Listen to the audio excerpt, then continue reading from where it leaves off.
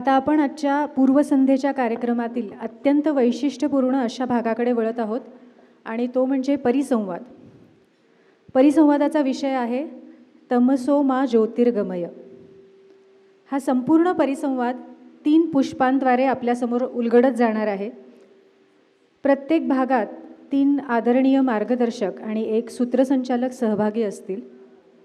या परिसंवादाची मध्यवर्ती संकल्पना आहे तमसो मा ज्योतिर्गमय. उपनिषदांमधील ही प्रार्थना म्हणजे हे प्रभो, मला अंधकारातून प्रकाशाकडे घेऊन चल. हा अंधकार केवळ बाहेरचा नसून अज्ञानाचा, अविवेकाचा आणि आत्मस्वरूपाच्या विस्मृतीचा आहे, तर प्रकाश म्हणजे ज्ञानाचा, विवेकाचा आणि आत्मबोधाचा. आपले सद्गुरू परमपूज्य डॉक्टर काका यांनी नेहमीच अप्लाइड परमार्थाचा आग्रह धरलेला आहे. त्यामुळे या परिसंवादाचा केंद्रबिंदू केवळ तात्विक चर्चा नसून हे पारमार्थिक ज्ञान व्यवहारात कसं उतरवायचं हा आहे. आपल्यापैकी काहींना असा प्रश्न पडू शकतो की परिसंवाद 1, 3 पुष्प आणि एकच विषय, तर या 3 पुष्पांद्वारे हा विषय नेमका कसा काय उलगडत जाणार आहे. तर यामागे एक सुंदर विचार आहे. सत्य एकच असतं, परंतु त्याकडे पाहण्याचे दृष्टिकोन अनेक असू शकतात. प्रत्येक मार्गदर्शकांचा अभ्यास, अनुभव, मांडणीची शैली आणि उदाहरणं वेगळी वेगळी असतात. त्यामुळे एकाच विषयाचे अनेक पैलू आपल्यासमोर उलगडतील आणि साधनाभिमुख, जीवनाभिमुख आणि मोक्षाभिमुख परमार्थ कसा करायचा हे आपल्याला समजत जाईल. या परिसंवादाचं आणखी एक वैशिष्ट्य म्हणजे या गुरुपौर्णिमा महोत्सवापूर्वी आपण सर्व साधकांकडून प्रश्न मागवले होते. अनेक जिज्ञासूंनी अत्यंत अभ्यासपूर्ण, विचारप्रवर्तक आणि व्यवहाराशी निगडीत असे प्रश्न पाठवले होते. त्या प्रश्नातूनच या परिसंवादाचा विषय निश्चित झाला. त्यामुळे या चर्चा आपल्या सर्वांच्या मनात निर्माण होणाऱ्या शंकांना स्पर्श करणाऱ्या आणि आपल्या साधनेला अधिक स्पष्ट दिशा देणाऱ्या ठरतील असा विश्वास आहे. चला तर मग आता वळूया आपल्या परिसंवादाच्या पहिल्या पुष्पाकडे. व्यासपीठावर आहेत आदरणीय डॉक्टर ज्योत्स्ना मावशी पाटणकर, आदरणीय बाळकृष्ण चौगले सर, आदरणीय श्री प्रमोददादा वाळवेकर आणि सूत्रसंचालिका सौ ज्योत्स्नाताई गंधे.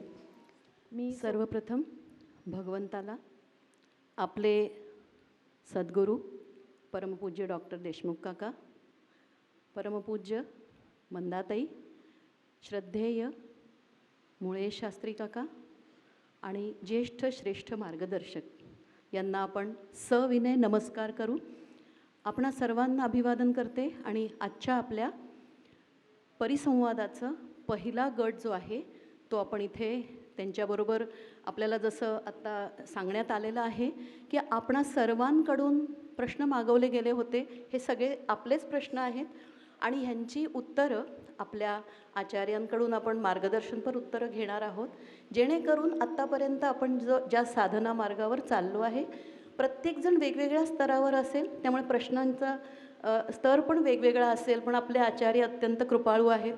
ते आपल्या स्तरापर्यंत येऊन आपल्याला प्रॅक्टिकल उत्तरं जी आहेत ती देणार आहेत.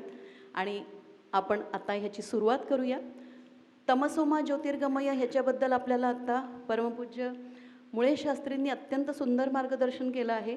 त्याच्यावरती पुन्हा काही बोलण्यासारखं मी काही करू शकत नाही, परंतु हा जो आपल्या सद्गुरूंनी आपल्याला मार्गदर्शन केलेलं आहे, अनुग्रह दिलेला आहे, साधना दिलेली आहे आणि ह्या साधनेनं होतं काय, तर अज्ञानाचा अंधार, तिमिरांधकार नष्ट होतो आणि आपण मोक्षाच्या मार्गावर अग्रसर होतो त्यांच्या मार्गदर्शनाखाली. तर ह्या आपल्या गृहीतकावरती आपण हे प्रश्न विचारणार आहोत. पहिला प्रश्न आपल्या चौगुले सरांना आपण विचारूया. सगळ्यांना आचार्यांची ओळख आहेच. आपले माननीय चौगुले सर, ज्योत्स्ना मावशी पाटणकर आणि माननीय प्रमोददादा वाळवेकर यांना आपण प्रश्न विचारून उत्तरं घेऊया. पहिला प्रश्न चौगुले सरांना. सर, अनुग्रहामध्ये नामसाधना दिली जाते, त्यासाठी मंत्र जसं आत्ता आपल्याला मुळे शास्त्रींनी सांगितलं की तो मंत्र कानात उच्चारल्यानंतर उद्धाराचा मार्ग खुला केला जातो. त्याच्याबद्दल बऱ्याच शंका आहेत, तर त्याच्याबद्दल आम्हाला थोडंसं मार्गदर्शन करा. माझ्या प्रकृतीच्या उणिवामुळे मी प्रश्न उत्तर वाचून दाखवतो आहे. माझी जी उत्तरं आहेत ती वाचून दाखवतो आहे. मला सगळ्यांनी त्याबद्दल जरा कृपा करा. त्याबद्दल अनुग्रह घेताना पूर्वीपासून घेत असलेले नाम किंवा मंत्र देतात का, असा प्रश्न आहे. पूर्वीपासूनच घेतले जाणारं जे नाम आहेत तेच नाम दिलं जातं का, असा प्रश्न विचारला आहे. तर वेगवेगळ्या त्यामध्ये गोष्टी आहेत. एक म्हणजे काही संप्रदायामध्ये पूर्वी जे तुम्ही नाम घेता तेच नाम आपल्याला दिलं जातं, परंतु हे सर्वस्वी त्या गुरूंच्यावर आणि त्या संप्रदायावर ते अवलंबून आहे. काही संप्रदायामध्ये आधीचं नाम चालू ठेवतात, काही संप्रदायामध्ये नवीन नाम दिलं जातं आणि काही संप्रदायामध्ये ते दोन्हीचा समन्वय केला जातो.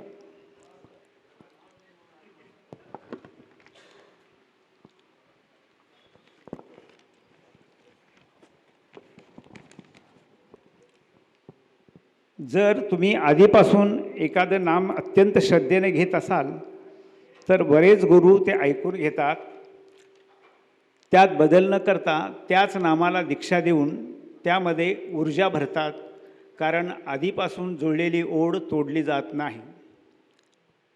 आता नवीन मंत्र काही संप्रदायामध्ये दिला जातो, काही संप्रदायामध्ये मात्र गुरु स्वतःचं वेगळं नाम देतात.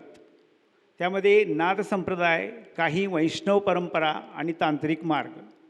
तेथे गुरु शिष्याची प्रकृती, इष्टदेवता आणि अधिकार बघून नाम दिले जाते.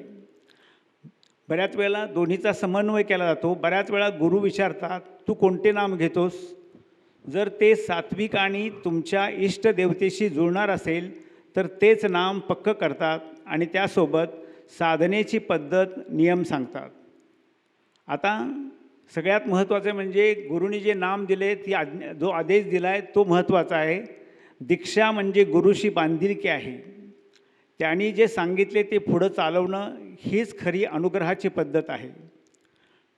जर गुरुने आधी नाम दिलं असेल तर कोणत्याही परिस्थिती बदलू नये. सगळ्यात महत्त्वाचं म्हणजे नाम कुठलं यापेक्षा ते किती श्रद्धेने आणि प्रेमाने घेता हे जास्त महत्त्वाचं आहे. धन्यवाद दादा. प्रकृती अस्वास्थ्य असूनसुद्धा दादांचा प्रयत्न आपल्यासाठी जो आहे खूप स्तुत्य आहे, आपल्यासाठी प्रेरणादायी आहे. दुसरा प्रश्न प्रमोद दादा तुम्हाला. ही आता यांनी जी साधना सांगितली, साधना करता करता कधीतरी उबग येतो, कधीतरी प्रेरणा कमी पडते असं वाटतं, कधीतरी वाटतं की काहीच घडत नाही आहे. तर मग अशा वेळी साधनेत सातत्य कसं ठेवायचं?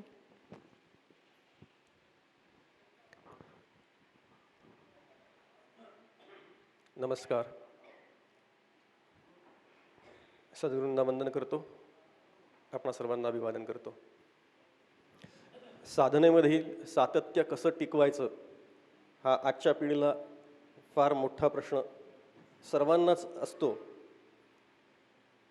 पहिली गोष्ट म्हणजे मी सातत्य टिकवतो असा विचार दूर करायचा, कारण सातत्य टिकवून घेणारे सुद्धा कोणीतरी एक कृपा असते, ती आपल्यावर काम करत असते, हे लक्षात घेणं फार महत्त्वाचं असतं. नाही तर माझं बळ आणि माझं मनोनिश्चय हा इतका क्षुल्लक असतो की 5 दिवससुद्धा टिकत नाही. तर पण त्याचबरोबर एक अशी शक्ती, एक अशी प्रेरणा आहे जिचा अनुग्रह आपल्यावर झालेला आहे आणि ती आपल्याला प्रेरणा देते, हे लक्षात ठेवावं. दुसरं असं आहे की सातत्य टिकवण्याकरता म्हणून एक प्रश्न आपल्याला विचारतो, दैनंदिन जीवनामध्ये, रोजच्या जीवनामध्ये किती जण आपल्यापैकी रोज दात घासण्याचं सातत्य टिकवतात, किंवा किती जण आपल्यापैकी रोज आंघोळीचं सातत्य टिकवतात, किंवा किती जण आपल्यापैकी रोज जेवणाचं सातत्य टिकवतात? याचं उत्तर सगळेजण आहेत हे जितकं आपल्या दैनंदिन जीवनामध्ये आवश्यक आहे तितकंच आवश्यक आपल्याला दिलेली साधना आहे हे जेव्हा आपल्याला लक्षात येईल त्यावेळेला त्याचं सातत्य टिकवण्याकरता म्हणून वेगळा प्रयास करण्याची गरज राहणार नाही. अगदी सहज सरळ जसं आपण उठतो, ब्रश करतो, आंघोळ करतो, जेवतो, ऑफिसला जातो, हे इतक्या सहज गतीने होतं, अगदी तितक्याच सहजतेने सुद्धा आपलं साधन चालू राहू शकतं आणि ठेवता येतं. त्याच्याकरता थोडीशी आपल्याला पहिल्यांदा मात्र कसरत करावी लागते. आत्तापर्यंत पिक्चरची गाणी ऐकायचो, मग आता ते बदलावे लागतं. आता श्रवण करावं लागतं, प्रवचनं ऐकावी लागतात. आत्तापर्यंत भलभलतं गोष्ट खायचो, मगाशी उल्लेख झाला रस्त्यावरचं. आता आचारातले नियम पाळावे लागतात, विधिनिषेध पाळावे लागतात. असं हळूहळू आपल्याला बदलावं लागतं. हे हळूहळू होत असतं हे लक्षात ठेवायचं. कोणीही एका दिवसात कधीही बदलू शकत नाही, बदलतसुद्धा नाही. अनेक वर्ष सातत्याने प्रयत्न केल्यानंतर हे सातत्य दृढ होतं. त्याला सातत्य म्हणतात, सतत करणं. एक समर्थांचा फार सुंदर प्रकरण ग्रंथ आहे. प्रकरण म्हणू का काय म्हणू आता माहीत नाही, छोटासा. त्याचं नाव आहे अंतर्भाव. किती जणांनी आपल्यापैकी ऐकलं आहे मला कल्पना नाही, पण समर्थ वाग्वय जयंती हा जो सद्गुरू काकांचा जो ग्रंथ आहे त्याच्यामध्ये हे शेवटी एक प्रकरण येतं अंतर्भाव नावाचं. त्या अंतर्भाव नावाच्या प्रकरणामध्ये फार सुंदर मार्गदर्शन समर्थ रामदास स्वामींनी नित्यनेमावर केलेलं आहे. सातत्य आणि नित्यनेम एकच आहे, लक्षात घ्या. नित्यनेमावर केलेलं हे मार्गदर्शन आहे. त्याच्यामध्ये फक्त नित्यनेमाबद्दलचेच फक्त 6 समास आहेत आणि काय 20-30 ओव्या आहेत प्रत्येक समासामध्ये. जरूर अभ्यासाव्या. ऐका उपायाचे वर्म, समर्थ रामदास स्वामी सांगतायत, ऐका उपायाचे वर्म. काय वर्म? दृढ लावी नित्य नेम. दृढ लाविता नित्य नेम म्हणजे सतत उपाय सांगतायत समर्थ रामदास स्वामी. सातत्य कसं टिकवण्याकरता, अंतसमयी मला भगवंताची प्राप्ती किंवा आठवण कशी ठेवावी हे सांगण्याकरता म्हणून समर्थ रामदास स्वामी मार्गदर्शन करतायत. कारण अंतिमती सागती असं म्हणतात, जशी आपली बुद्धी अंतसमयी असते तशी. तर ते म्हणतात पुढे की हाची उपाय परम अंतसमयी. आणि पुढे म्हणतात पूर्वीचा जो अभ्यास तोची अंतकाळी निजध्यास. अंतकाळी निजध्यास कधी होतो? जो पूर्वीचा अभ्यास असेल तो. आणि म्हणून या सावकास नित्यनेम करावा. आणि हा नित्यनेम आपल्याला करण्याकरता म्हणून जसं आपण रोज ब्रश करतो, रोज साधना करतो, अगदी त्याच पद्धतीने आपली साधना, भगवंताची साधना रोज थोडी तरी का होईना करावी. 5 मिनटं, 10 मिनटं, 15 मिनटं, 20 मिनटं, जे काही असतील ती. देवाची येदवारी उभा क्षणभरी, तिणे मुक्तिचारी साधी येल्या. एक क्षणभर तरी निदान करावी साधना. ह्या साधना मार्गावरती आपल्याला सर्वांना माहिती आहे की साधन चतुष्टय युक्त साधक असावा. त्याच्यातला एका कोणा आपल्या साधकाला पडलेला प्रश्न आहे की वैराग्य आणि उपरम यांच्यात फरक काय आहे, तो आपण ज्योत्स्नाताईंकडून माहिती करून घेऊया. फक्त व्याख्या सांगते आणि थांबते.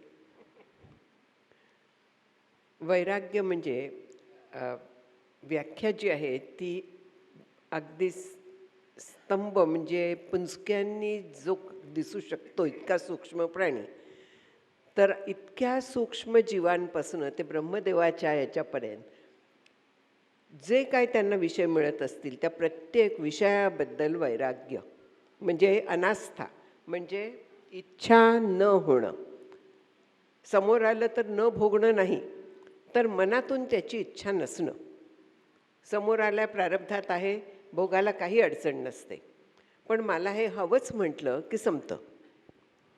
याला वैराग्य म्हणतात. आणखीन उपरमचा जो अर्थ आहे तर त्याचा अर्थ खरा विश्रांती असा आहे, शांत होणं असा अर्थ होतो तो. आणखीन ही विश्रांती जी आहे ते स्वरूपात आहे, थांबणं हा अर्थ आहे तिथे.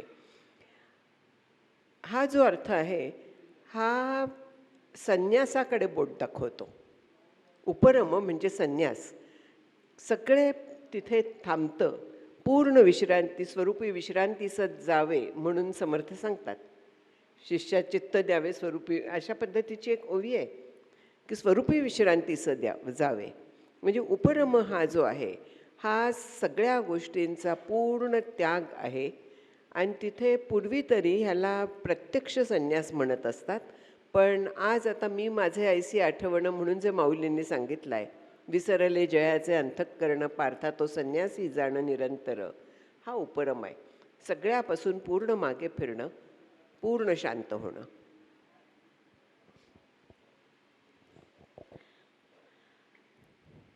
साधन चतुष्टयामधलंच विवेक नावाचा जो महत्त्वाचा भाग आहे, हा विवेक अत्यंत जागरूक असण्यासाठी बुद्धी तत्व स्थिर होण्याची गरज असते. आणि आता पुढचा प्रश्न आपण प्रमोददादांना विचारूयात की ही अशी बुद्धी स्थिर करण्यासाठी काय करावं, किंवा स्थितप्रज्ञ लोक जे असतात त्यांचे थोडक्यात गुण काय असतात. म्हणजे परमार्थाला उपयुक्त असं हे स्थितप्रज्ञत्व आहे. किती वेळ आहे? आपल्याला अजून अर्धा तास आहे दादा. आमचे खूप प्रश्न आहेत. स्थितप्रज्ञाची लक्षणं काय किंवा बुद्धी स्थिर हां, म्हणजे असण्याकरता आम्हाला काय करावं? हां, सगळ्यांनी गीता वाचली आहे असं गृहीत न धरता आम्हाला फक्त बुद्धी स्थिर ठेवण्यासाठी जेणेकरून विवेक जागृत राहील. विवेक जागृत राहिला तर बुद्धी स्थिर राहील.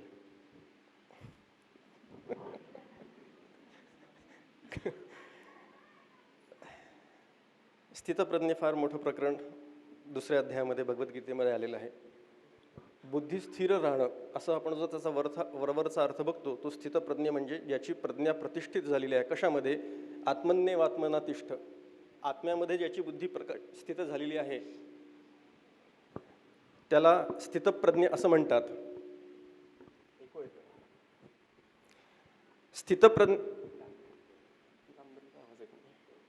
स्थितप्रज्ञ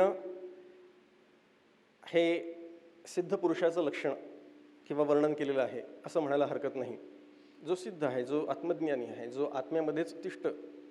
पण भगवंतांना प्रश्न जेव्हा विचारला अर्जुनांनी दुसऱ्या अध्यायामध्ये, त्यावेळेला स्थितप्रज्ञाची लक्षणं आधी सांगून झालेली आहेत. पण तरीसुद्धा हा स्थितप्रज्ञ कसा आहे, तो कसा चालतो, कसा वागतो, कसा बोलतो, इत्यादी इत्यादी प्रकारे अर्जुन पुन्हा प्रश्न विचारल्यानंतर मग त्याची लक्षणं सांगितलेली आहेत.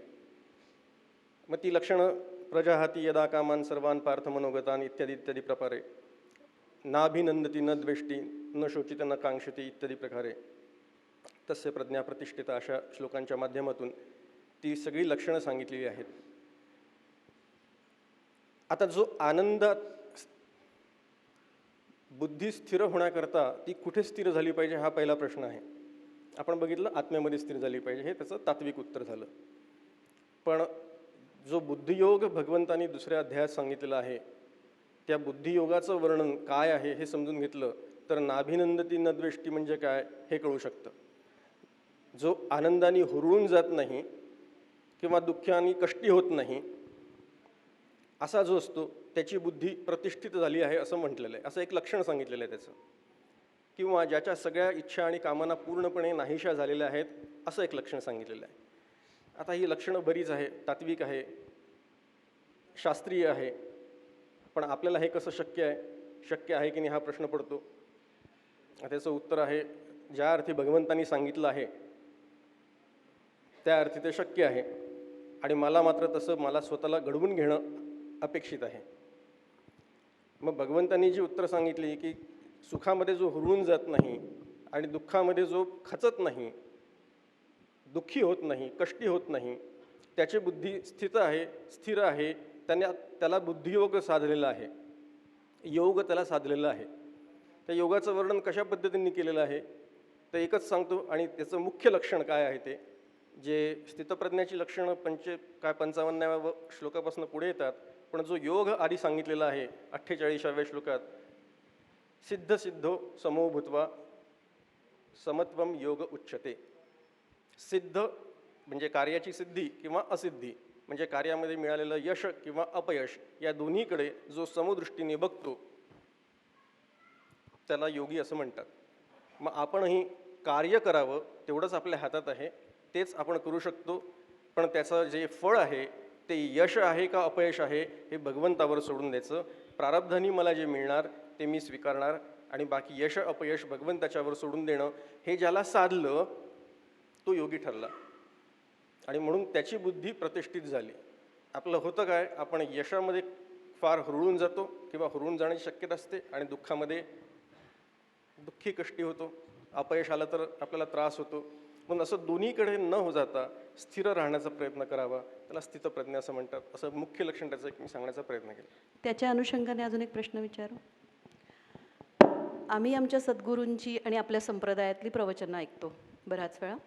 होतं काय की एकदा अल्गोरिदमला आमचे चॉईसेस गेले की आम्हाला तत्सम काहीतरी व्हिडिओज पुन्हा येत राहतात सोशल मीडियावर आणि मग आम्हाला सगळेच छान वाटायला लागतात. मग आम्ही बरंच काय काय ऐकायला लागतो, बघायला लागतो आणि मग काय होतं की कोणी काही चुकीचं काही शिकवत नाही अध्यात्म क्षेत्रामध्ये 99%, पण ते आपल्या संप्रदायाशी काही गोष्टी डिफरंट असतात, वेगळ्या असतात.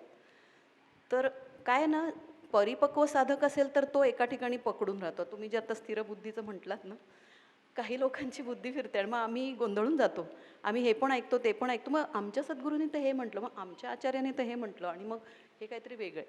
हे जे आमचा संभ्रम होतो बुद्धी स्थिर न होण्याचा, तर ह्याला आम्ही काय करावा उपाय?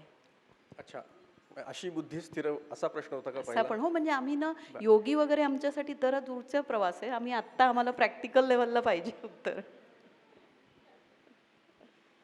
असं आहे की सुरुवातीच्या काळामध्ये साधकांनी एक गुरुनिष्ठा सांभाळावी, एक संप्रदायनिष्ठा सांभाळावी, एक देवनिष्ठा किंवा ईश्वरनिष्ठा सांभाळावी, जो आपला आराध्य दैवत आहे त्याची, आणि फक्त तेवढंच श्रवण करावं. आपल्या संप्रदायातले, अद्वैत संप्रदायातले शांकर प्रणित अद्वैत तत्त्वज्ञानाचे जे कोणी मार्गदर्शक आहेत त्यांचंच फक्त ऐकण्याचा कसोशीने आणि प्रयत्न करावा, कटाक्षाने प्रयत्न करावा.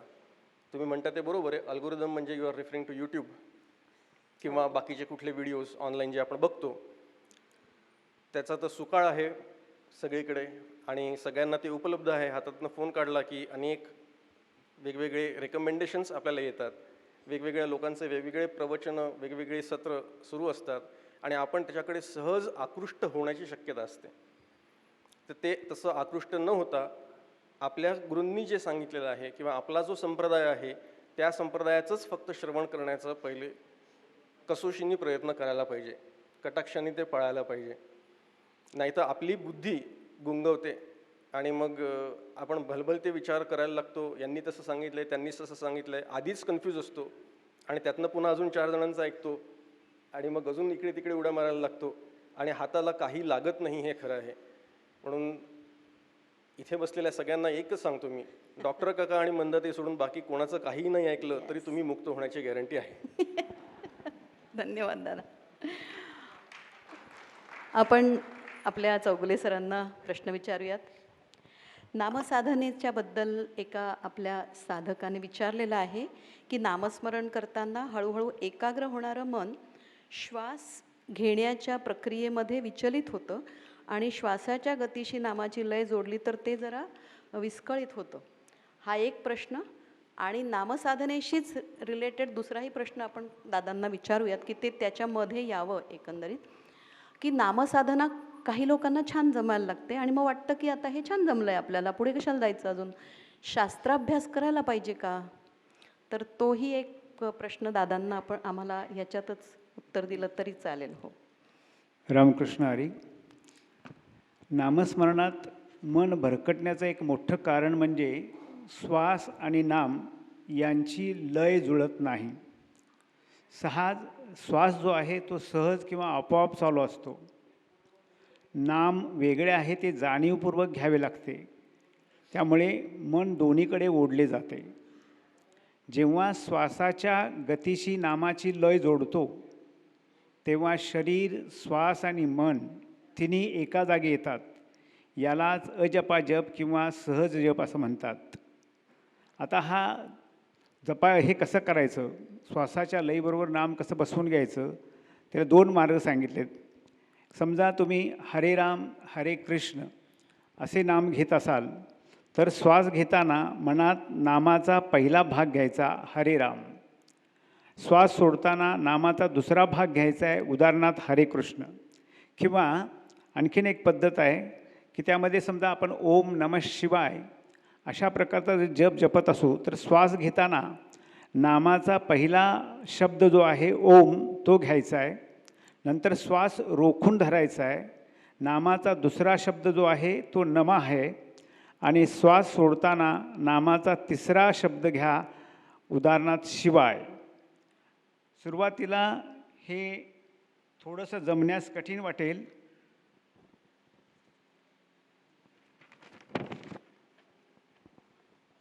पण सततच्या अभ्यासाने त्या नामाला सहजता येऊ शकते.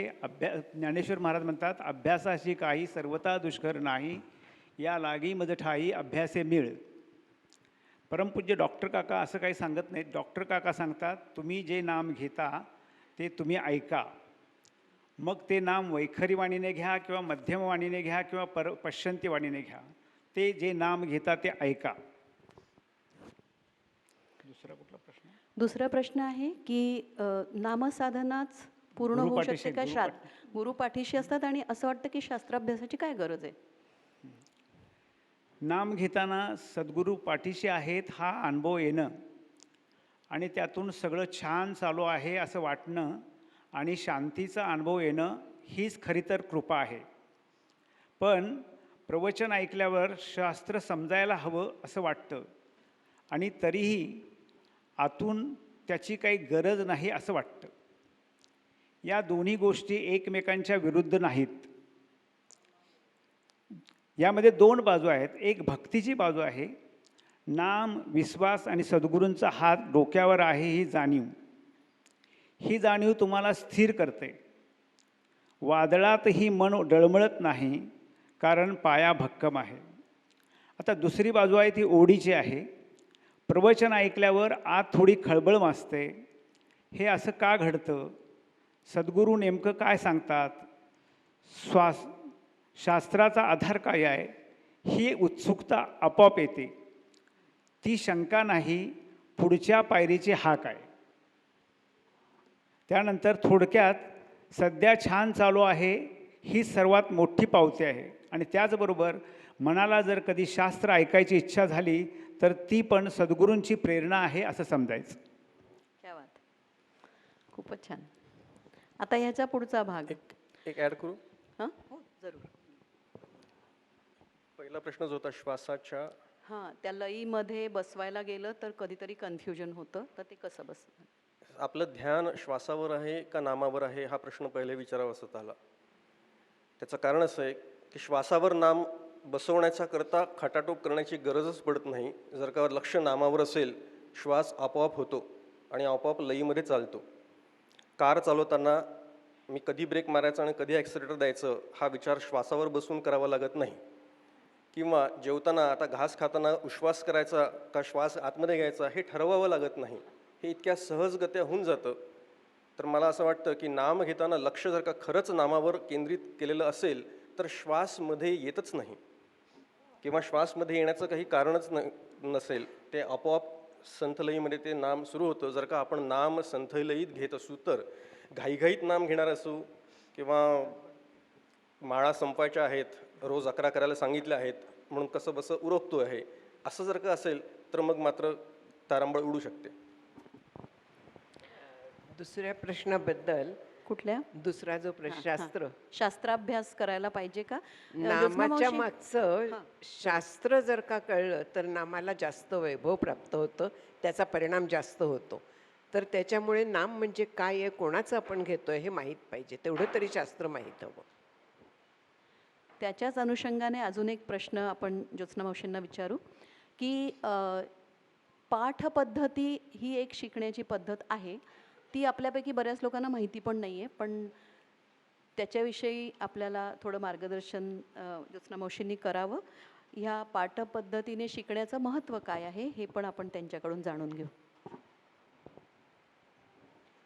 प्रबोधनाच्या 4 पद्धती सांगितल्या जातात साधारण, की कथा, कीर्तन, प्रवचन, आणखीन पाठ. ह्या आपल्या अधिकाराप्रमाणे आहेत. आता हा अधिकार म्हणजे आपल्याला शब्द माहिती आहे की आपण कुठे आहोत, पुढे जायचं आहे. अगदी सुरुवातीला आपल्याला एकदम जर का तत्त्वज्ञान सांगितलं तर आपल्याला ते पेलणार नाही.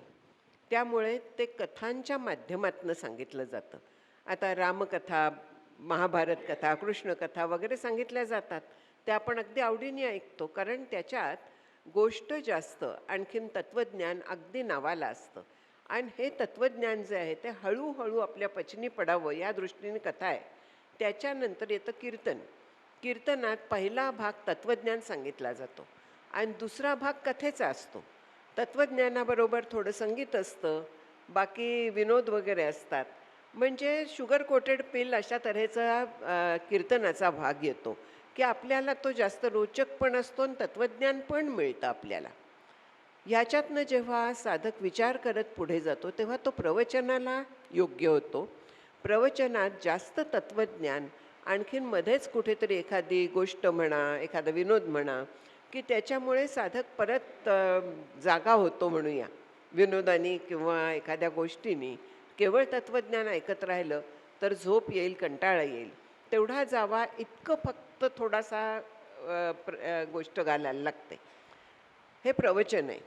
आणखीन ह्याच्यानंतर जेव्हा साधक आणखीन तयार होतो त्यावेळे पाठ नावाचा जो पद्धत आहे की ज्याच्यात काही कथा नाही, काही नाही, केवळ शुद्ध तत्त्वज्ञान आहे, बाकी काहीही नाही, तेवढंच सांगितलं जातं. त्याला पाठ पद्धती असं म्हणतात. आणखीन पाठ घेणारे थोडे लोक आहेत, कारण आपल्याला पेलत नाही पाठ, त्यामुळे ते सांगणारे देखील त्या मानाने कमी असतात. नाहीतर कोणी येणारच नाही आणि मग प्रबोधन कोणाला करणार. त्यामुळे प्रवचन हे आपण जास्त ऐकतो, कथा कीर्तन ऐकतो, पाठ फार क्वचित जातो आपण. आणखीन काय त्याचं महत्त्व काय? त्याचं महत्त्व आता आलंच ना, की केवळ तिथे निख्खळ तत्त्वज्ञान आहे आणि ते जर का आपण मनापासून ऐकलं, त्याप्रमाणे वागलो, हे प्रत्येकच बाबतीत आहे. प्रत्येक प्रबोधनाच्या ह्याच्यात जर का आपण त्या तत्त्वज्ञानाला फॉलो केलं, पूर्ण अंमलात आणलं, तर आपलं जीवन बदलतं. यालाच लागून अजून एक आपण प्रश्न ज्योत्स्ना मावशींनाच विचारूया, की बऱ्याच वेळा काय होतं, स्थूल अहंकार जो आपला असतो तो आपल्याला बऱ्याच वेळा कळतो की हा अहंकार आहे. त्याला त्याच्याशी कसं त्याला टॅकल करायचं हे आपल्याला हळूहळू कळू शकतं. परंतु सूक्ष्म अहंकार जो आहे, अगदी म्हणजे त्यांनी जसं सांगितलं तसं पाठपद्धतीने मी शिकले किंवा मी शिकते, हा आध्यात्मिक अहंकारसुद्धा असू शकतो आणि तो फार सूक्ष्म असतो, बऱ्याच वेळा दिसत पण नाही. तर तो अहंकार त्याच्याशी कसं आम्ही टॅकल करावं त्याला? आत्मपरीक्षण हे एक त्याला उत्तर आहे. म्हणजे आता मी जर का म्हणायला लागले की माझ्या इतकं चांगलं बोलणारे कोणी नाही, हे म्हणायला लागले. आणखीन जर का मी सांगायला लागले की आता जयश्रीचं किंवा मुक्ताचं कशाला ऐकायला जात आहे, माझंच ऐका, असं जर का मी करायला लागले, तर हा स्थूल अहंकार पण आहे. आणखीन त्याच्या मागे अहंकार स्वतःचा, मी चांगली, हा अहंकार तिथे आहे. आणि इथे जर का मी आत्मपरीक्षण केलं की मी हे का सांगते, आपल्या प्रत्येक बोलण्यामागचं, वागण्यामागचं जर आपण कारण जर का शोधायला लागलं, तर आपल्याला सूक्ष्म अहंकाराचा देखील शोध लागतो. मला कळलाय, सूक्ष्म अहंकार आहे. मला ज्ञान झालंय, सूक्ष्म अहंकार आहे.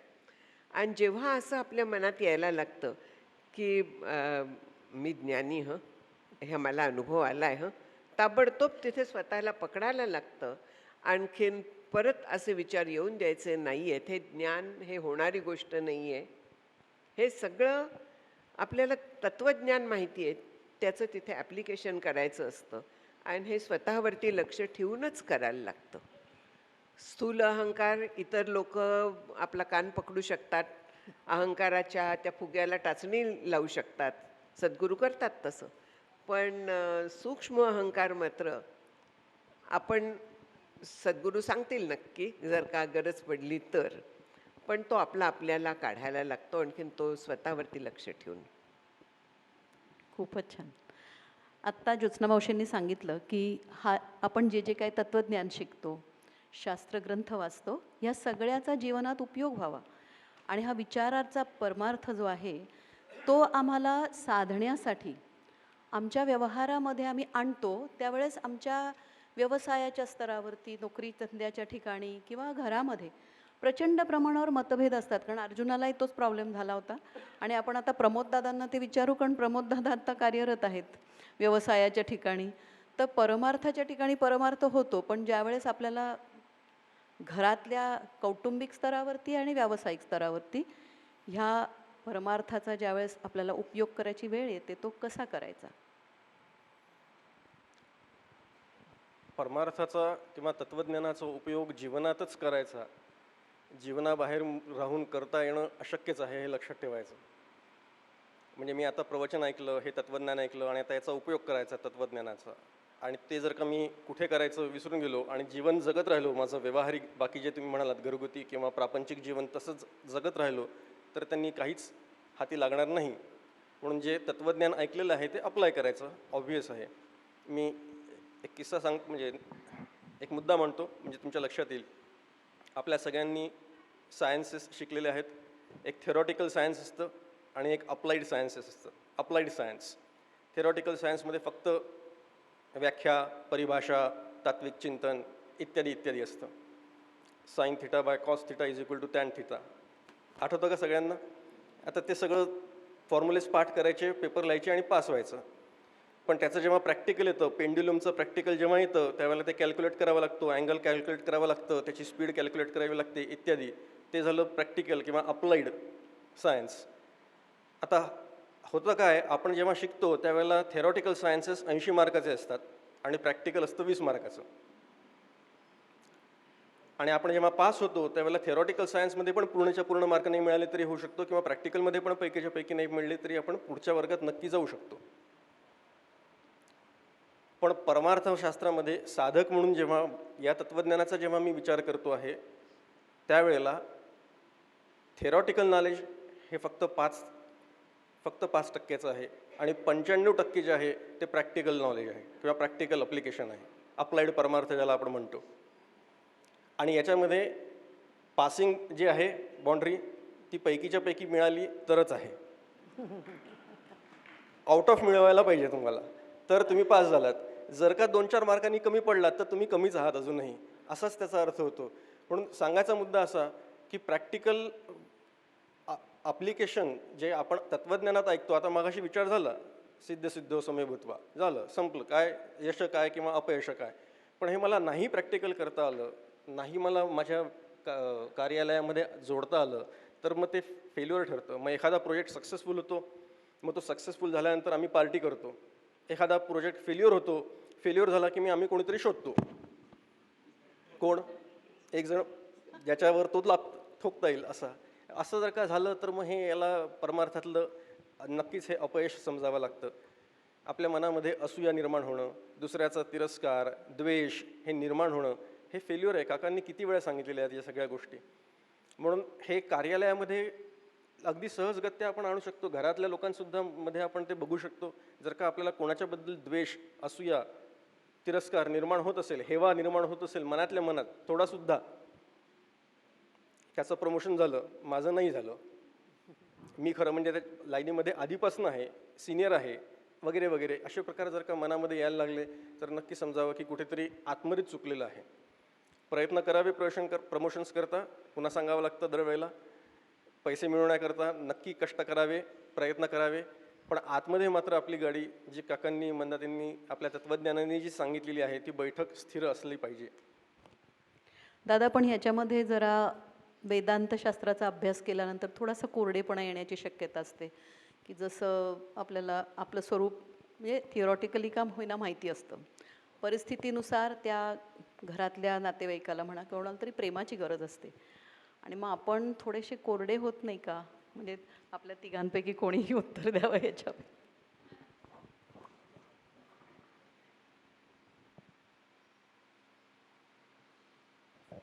ती एक फेज येऊ शकते. कोरडेपणा ही एक फेज पुष्कळांच्या आयुष्यात येते, तत्त्वज्ञान जर का केवळ आपण करत राहिलो तर. पण जर का त्याला नामाची आणखीन सगुण भक्तीची जोड दिली तर असा कोरडेपणा न येता बॅलन्स राहतो. बॅलन्स राहतो. थँक्यू. आता आपल्या तिन्ही आचार्यांना आपल्यातर्फे एक कॉमन प्रश्न विचारते आणि त्यांचे अनुभव आपण ऐकूया ते कसे करतात. आता तो प्रश्न असा आहे की सद्गुरूंनी तुम्हाला तिघांना उपदेश दिला. तुम्ही इतकी वर्ष सद्गुरूंशी जोडलेले आहात. जो उपदेश तुम्हाला प्रत्येक निर्णय घेताना आठवतो असा उपदेश आणि त्यावर आधारित काहीतरी आम्हाला प्रॅक्टिकल की जे आम्हा सर्व साधकांना प्रेरणादायी ठरेल. तिघांनाही हाच प्रश्न आहे.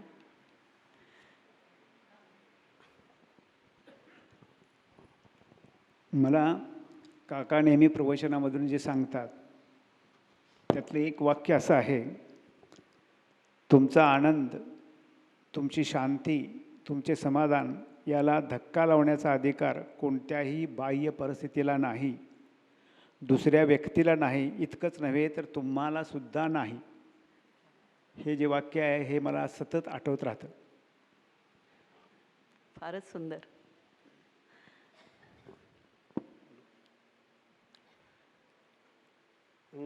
काकांनी केलेला असा कुठला उपदेश जो निर्णय घेताना तुम्हाला प्रत्येक वेळी आठवतो?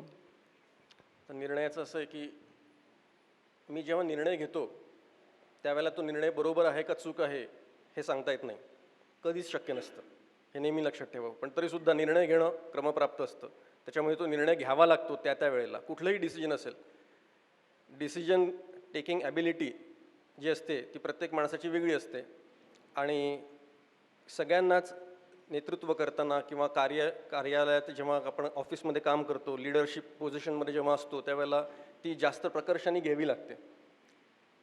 त्याची इम्पॉर्टन्स जास्त असतं, त्याचं महत्त्व जास्त असतं आणि असेच लीडर चांगले कन्सिडर केले जातात किंवा त्यांना लीडर म्हटलं जातं की जे चांगले योग्य निर्णय घेऊ शकतात.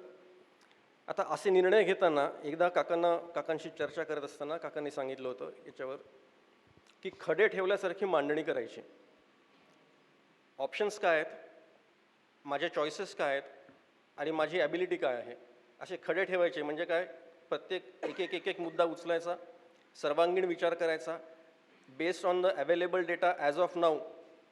हे पुन्हा सगळ्यात महत्त्वाचं. नाही तर काय होतं, डिसिजन मेकिंगला वेळ लागतो. अवेलेबल डेटा म्हणजे निर्णय घेण्याकरता म्हणून जी आवश्यक माहिती आहे ती माहिती ॲज ऑफ नाऊ जी असेल ती त्या रकान्यांमध्ये मांडायची, त्या खाण्यांमध्ये ठेवायची आणि त्याप्रमाणे खडे मांडल्यासारखी मांडणी करून मग त्याच्यातनं ॲनालिसिस करायचा, कुठला निर्णय योग्य आहे, कुठला निर्णय चुकीचा आहे ते भगवंत ठरवणार आहे. मी कुठला निर्णय घ्यायचा आहे एवढंच फक्त माझ्या हातात आहे. म्हणून निर्णय बरोबर का चूक हे नंतर कळतं.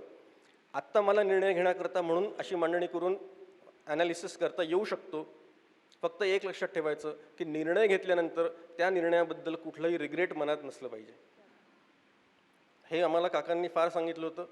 एक निर्णय आमच्या आयुष्यात महत्त्वाचा होता, अमेरिकेतनं भारतात येण्याकरता.